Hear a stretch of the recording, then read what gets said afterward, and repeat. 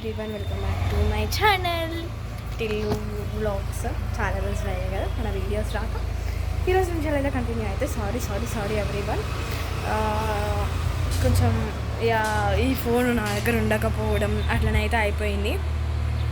ఈరోజు నుంచి మాత్రం చూడండి వీడియోస్ అయితే వస్తాయి కంటిన్యూస్గా అట్లా అన్నమాట. ఈరోజు మధ్యాహ్నం వీడియో అన్నమాట. పండుకున్నాడు, ఎండ ఎట్లా కొడుతుందో చూడండి.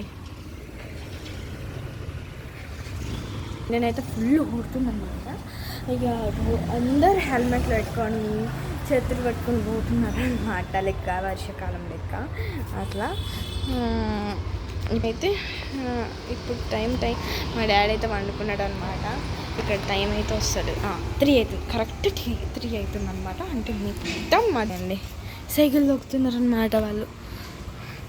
ఇంత మధ్యాహ్నం అయినా కానీ వాళ్ళు దొక్కుతున్నారంటే ఎంత డేర్ వాళ్ళకి. చాలా అంటే ఎండ కొట్టినా కానీ వాళ్ళు తొక్కుతున్నారు. చాలా ఎండ కొడుతుంది, ఫుల్ ఉడకపోస్తుంది. అండ్ మేమైతే కూలర్ అయితే రిపేర్ చేసినాము. కూలర్ రిపేరింగ్ వీడియోని అయితే వచ్చింది కృతిక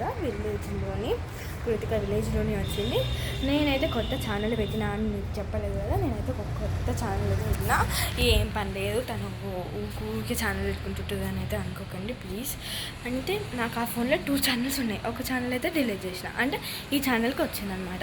అందుకనే ఇక దీంట్లోనే నేను చూసుకుంటున్నా, నేను దీంట్లోనే పెడుతున్న వీడియోస్ ఇప్పుడు కంటిన్యూ అవుతాయి. నాకేం పని లేదని అయితే అనుకోకండి.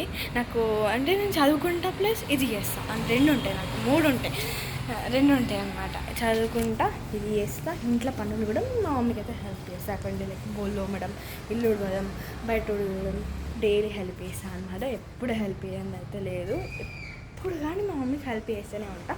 అంటే మొన్న నుంచే నేను చేస్తున్నాను అనమాట వీడియోస్ ప్లస్ తీస్తాను అనమాట.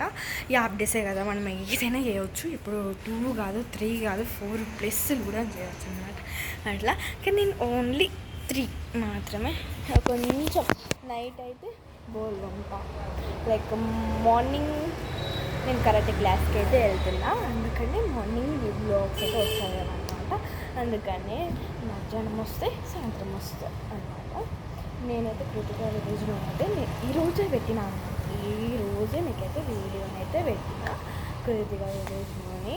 అదేంటి అని అనుకుంటున్నారా, కూలర్ రిపేరింగ్.